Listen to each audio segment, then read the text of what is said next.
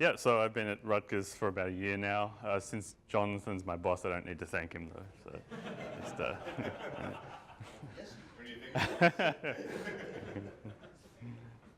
yeah, so this talk is all to do with a projective splitting algorithm. So this is an algorithm developed by Professor Eckstein and Pfeiffer originally in 2008.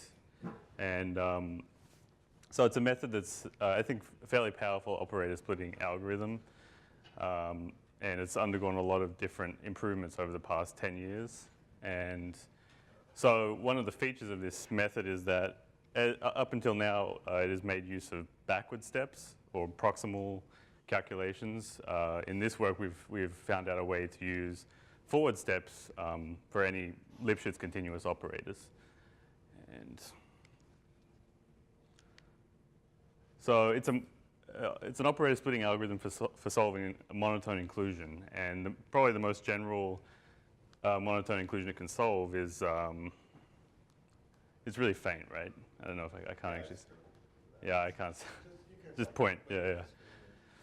So this is probably the most general monotone inclusion it can solve in the box here. We have essentially a sum of maximal monotone operators Ti, potentially composed with linear operators Gi, and we're working in the potentially infinite dimensional space of real Hilbert spaces.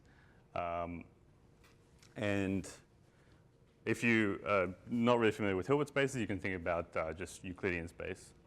And each of the Ti's is a maximal monotone operator, which means that it's potentially set valued. It takes an input is a vector, but it can output a set, which is a subset of the Hilbert space. And the key property of monotonicity is that it satisfies this inner product being positive. And essentially, you can think of it as a generalization of the subgradient. So when you have a closed convex proper function f, the subgradient of that function will be maximal monotone. And in fact, this problem of finding the zero of a sum of monotone operators is under some constraint qualifications equivalent to solving the following optimization problem, where you have a sum of functions, again, potentially with linear operators inside the arguments. And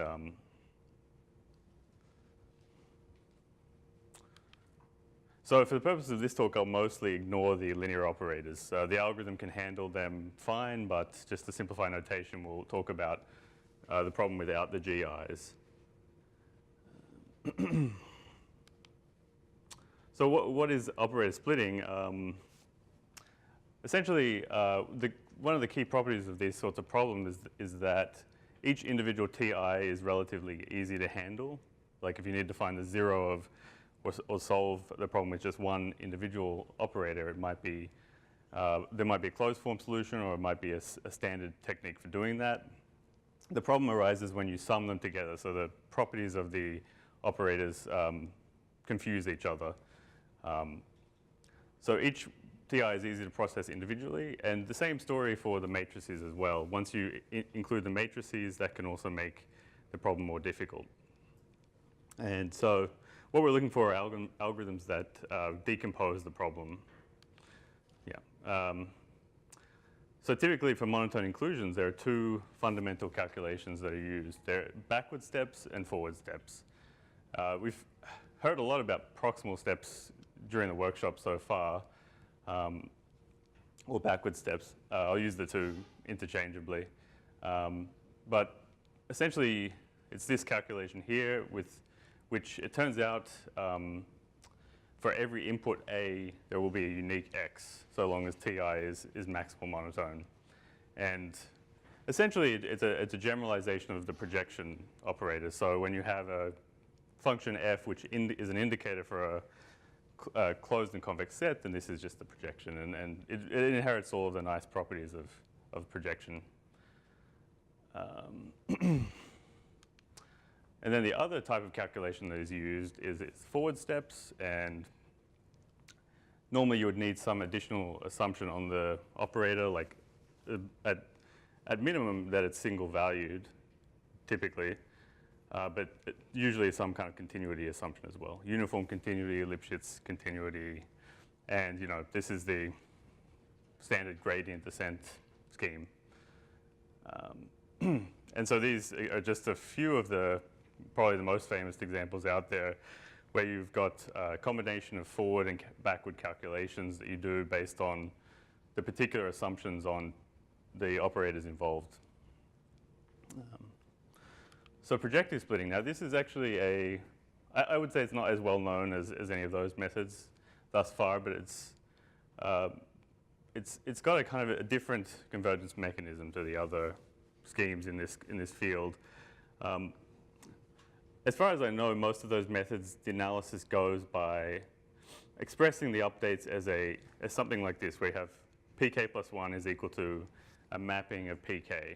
And then if you can show that the mapping is firmly non-expansive and that the mapping's fixed points correspond with the solutions of the monotone inclusion you'd like to solve, then you're in business. And projective splitting is a little different. You could probably write it in the same way, but it's not really how the convergence proofs go.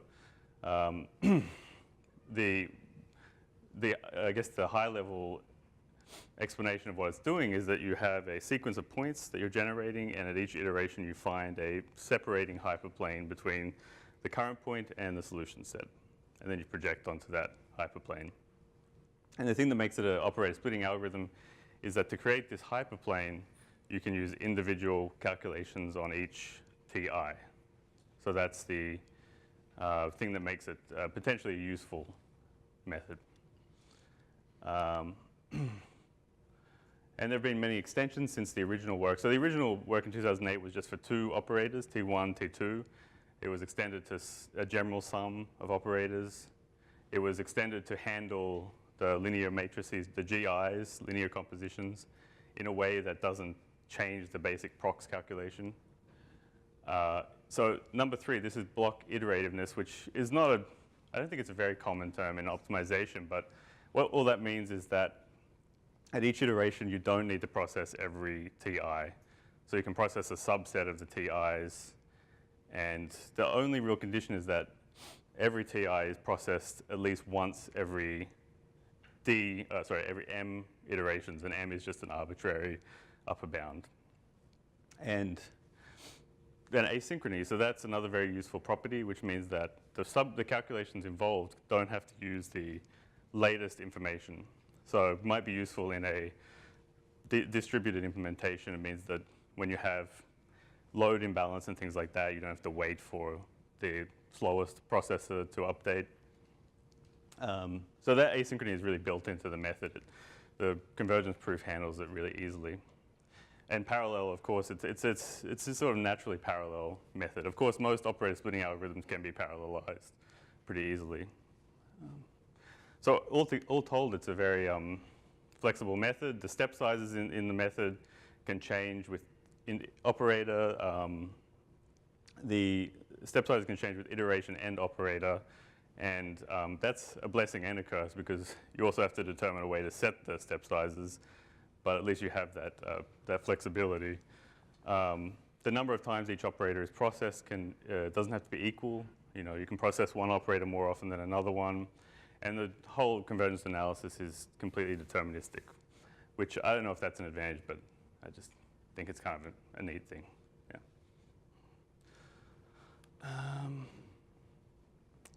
So yeah, as I mentioned earlier, basic method is entirely based on backward steps, and it was an open problem of whether you could incorporate forward steps into this framework. And that we've found out that the answer is yes. If you have any operators that are Lipschitz continuous, then the original prox calculation can be replaced with one based on 2 forward steps. And in general, the step size must be bounded by the inverse of the Lipschitz constant, which is kind of what you'd expect. But there is a simple way to do backtracking if you don't know the Lipschitz constant.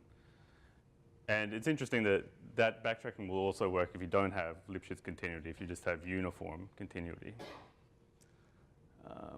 For affine operators, the interesting property is that the step size can be picked adaptively. You don't have to do backtracking. You can actually just compute on the fly what would be a good step size to use. Still just using 2 forward steps per iteration.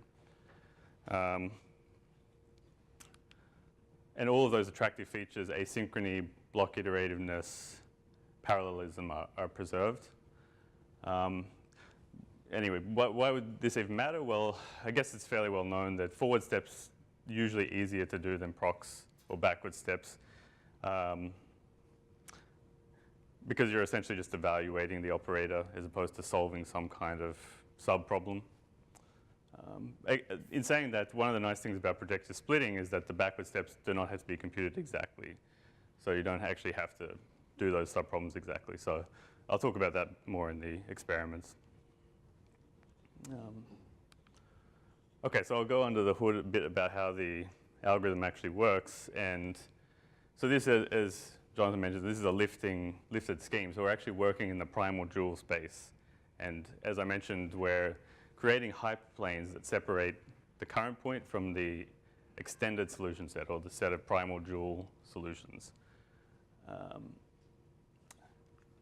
So how would you go about doing that? Well, first of all, let me just define the extended solution set. So yeah, we're working with Hn, which is the product space, or the primal dual space.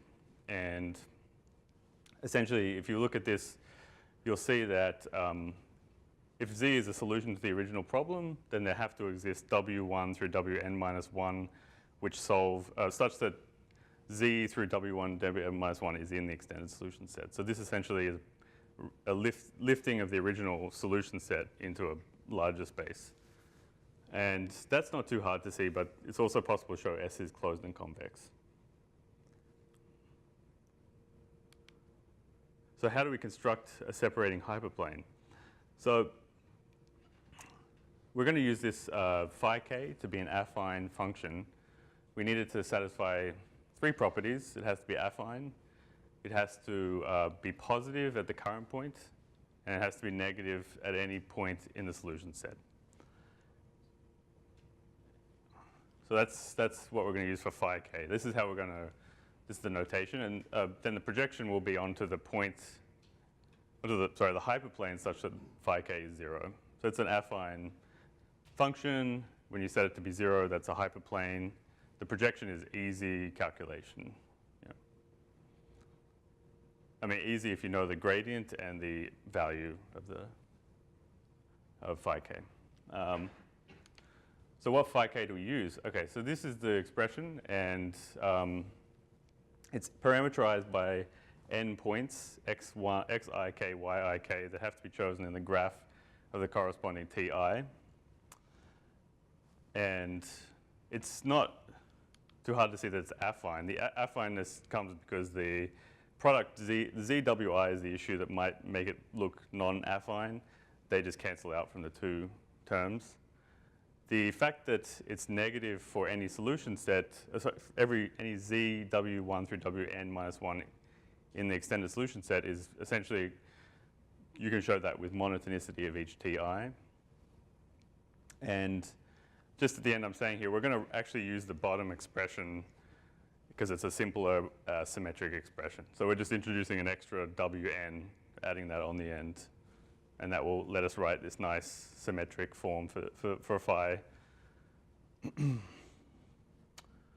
Okay, so that still leaves the third question, which is how do we choose, how do we guarantee that the current point is positive when evaluated with phi?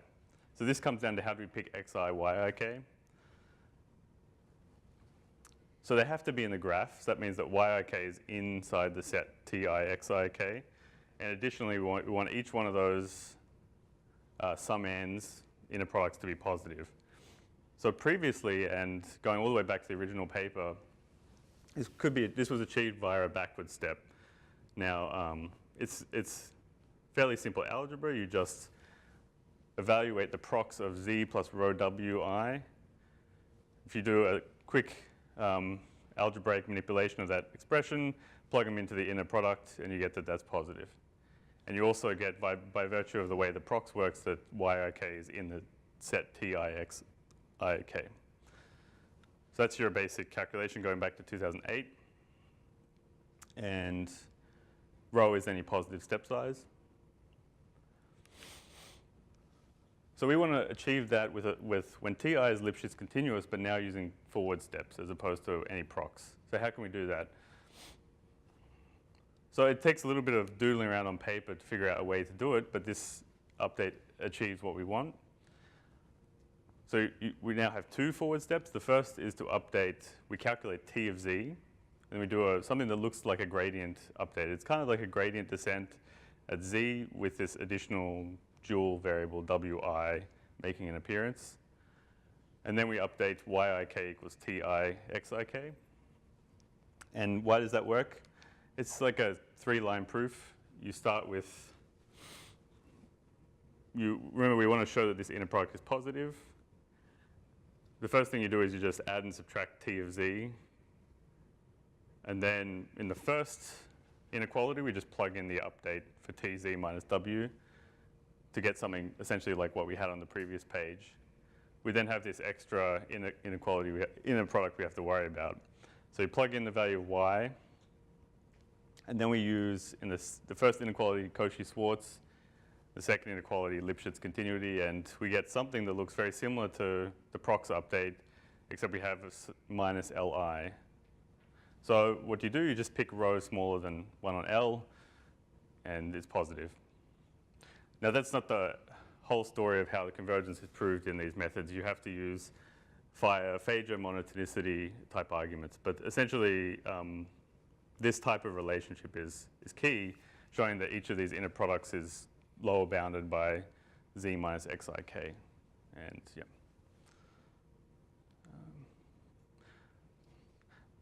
Yeah, so it's another interesting thing which is kind of mysterious is the fact that we have two evaluations of T for two forward steps, which is actually kind of similar to some other methods. Tsang's forward backward forward method, it assumes that it works for a Lipschitz continuous operator and also needs two forward steps. So kind of an interesting property there. So here's the pseudocode for the entire algorithm. So what we're doing is solving this monotone inclusion, and what we're going to do is we're going to partition using this calligraphic I sub f. That's going to be the set of operators that we want to do forward steps on. So each one in that set has to be Lipschitz continuous. And then we're going to do the traditional backward steps on anything else. And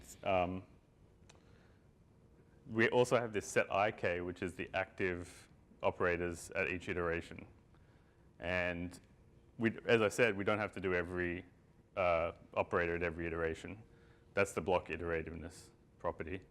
And then 10 and 11, I didn't bother to put in. It's the order D calculation if you're in a D-dimensional space. And it's not too hard. But yeah, so. But to give you exactly what we mean by block-iterative and asynchronous, this active set ik doesn't have to cover every operator. However, you need to touch each operator at least once every m iterations. And capital M can be any number. You just have to pick it before you actually start running the algorithm. And the asynchrony, so what that means is that both the forward steps and the backward steps can use outdated Z and W values, so long as the delay is again upper bounded. So we need some capital D that we set before we start the algorithm, and that's the only condition. D can be as big as you want, but just has to be fixed. And the nice thing in that regard is that the step sizes are unaffected by these two constants. So even if the delay is enormous, you still have row less than 1 on L. There's no change in that condition. And I think that's kind of unusual. I know there are some asynchronous optimization algorithms where that's not the case. You have to reduce the step size as the delay in the network increases. So it doesn't really affect this method. Okay. So I'll go through a few extensions on the basic idea, and the first is backtracking. So what happens when you don't know Li? In practice, you never know Li. You know. So how do you deal with that? Well, it's really simple in this scheme because essentially we know that no matter what step size we use, this inequality will hold even if rho is too small. So, even if rho is too large. So what you do is you just pick a delta that you'd like and you start with some candidate. I mean, it's the standard backtracking line search scheme. Check and see if that condition holds. If it doesn't hold, you just reduce the step size. And you keep trying until you get equation 1 to hold. And the way that will actually work in practice is you can compute T of z before you start, and then iteratively try smaller and smaller step sizes. For each new candidate, you have to do a new forward step, though, to compute y.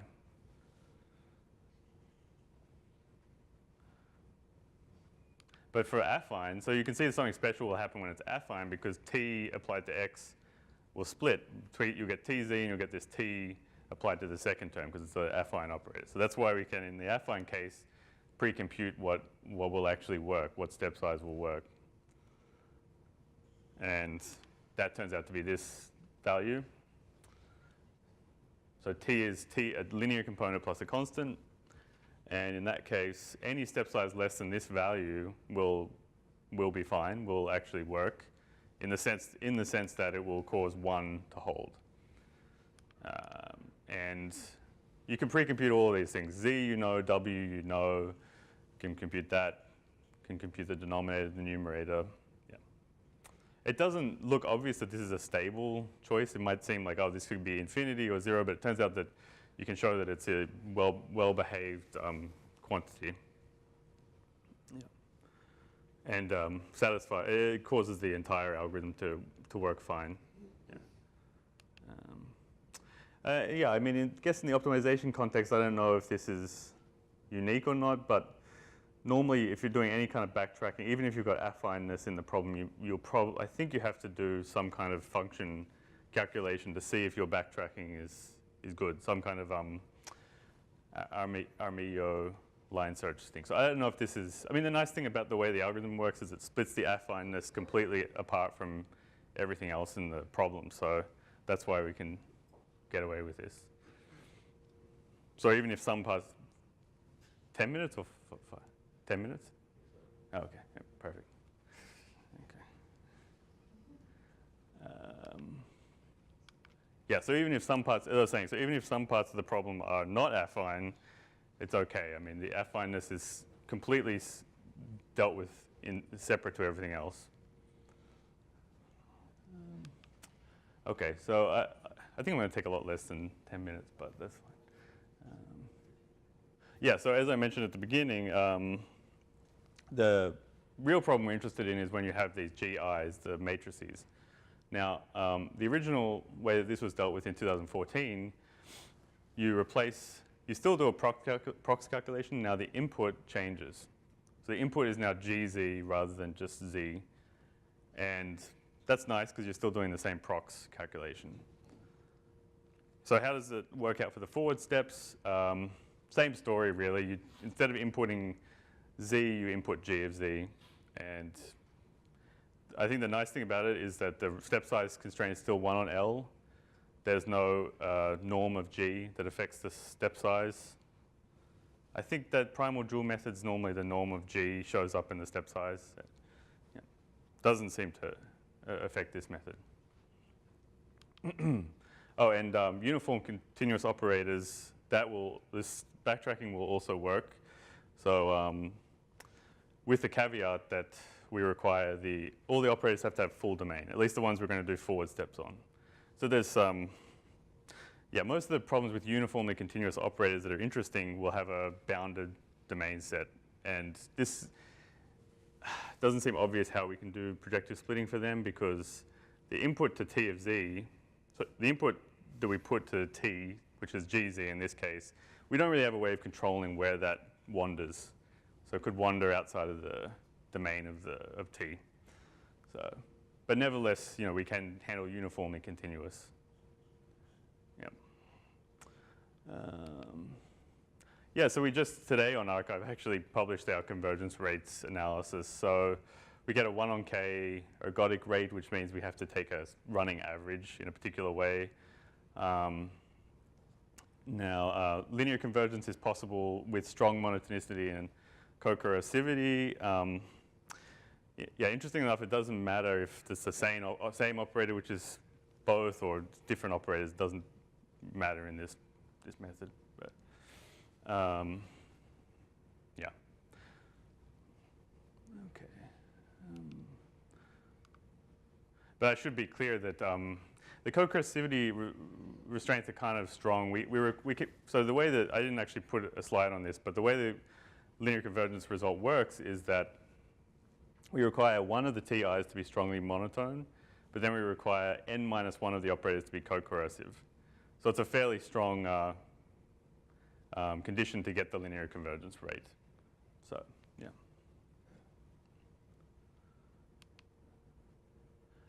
Okay, so yeah, I'll just go through one numerical example. So this is a problem which everyone's probably sick to death of, the lasso. So this is a least squares term plus a L1 term, and we're going to break it up in row-wise. We're going to take the matrix Q and split it up into chunks, slices of rows. That gives us a new problem, which is a sum over R quadratic terms.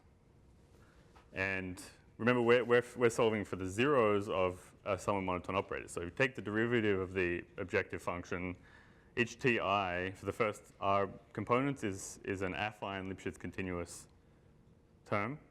And the R plus 1th term is a subgradient of the L1 norm, which is discontinuous, but has a nice prox operator, the famous soft thresholding operator.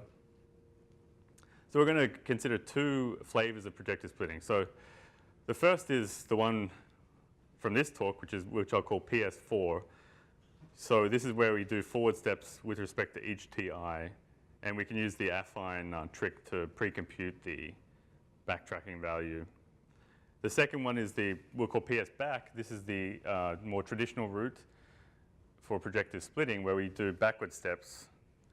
So one of the nice things about it, as I briefly mentioned, is that we don't have to do these backward steps exactly. Now, the backward steps for these TI are actually solving a linear system, essentially. So in the most general case, you'd have to invert the matrix, but since we can do backward steps approximately, you can do a kind of conjugate gradient iterative solver on each of those sub-problems. So they're the two flavors of projective splitting that I'll compare. And so here are some preliminary results. Now, this is a really small problem. I think it was 100 by 1,000 randomly generated matrix. I've since done some bigger experiments, but like the biggest I've done, I think, is 2,000 by 20,000. So it's small experiments, but the other thing is this is not on any kind of distributed cluster, even though that would be the proper home for this algorithm. This is a serial Python implementation, and we're doing, what I did do is I coded in asynchrony and block-iterativeness. So I just, rather than using the latest information, I just said, oh, just use something older and see if that screws up the algorithm. And what we have here is essentially you have four algorithms on the x-axis. The y-axis is the number of matrix multipliers you need to do to get to a certain accuracy in the solution. There are 5 sub-varieties of each projective splitting method, and they're indexed by 2 arguments. R is the number of blocks, so the number of times we split up Q, and I basically just use 10, or 1 and 10. And D is just the delay, the maximum delay. So and I would just generate uniformly some delay between 0 and D at each iteration. And G is another way of choosing the block. So this is a greedy way of choosing which block to update. So we update the L1 term every iteration, but then which TI to update, we have like a greedy method for doing that. I don't know if I have time. Maybe I'll have time to explain it. Yeah. 3 minutes? Okay. So that's G. So, but for the other ones that don't have the G, we're just randomly picking which block to update. So the results, there's really two take-home messages. The PS4 is doing better than PS-Back. Not sure why, it just is. The other thing is that PS4 with the greedy block selection is doing better than the Vista and ADMM. That's actually with a relative error criterion developed by Johnstone a couple of years ago for the ADMM. And yeah, it seems to do, with the caveat that you have to tune the parameters for it. Like there's a couple of parameters that need to be tuned, but that's the same story with ADMM. Vista doesn't really have any tuning parameters, which is a good thing about it. And the other thing I would point out is that going from greedy to non-greedy seems to make the performance worse, but not too badly. Yeah, it's a little worse. But then the other thing is that increasing the delay doesn't seem too bad. So what that means is maybe this will do well on a proper distributed cluster implementation. Yeah, so yeah, these are the two archive papers, so thank you.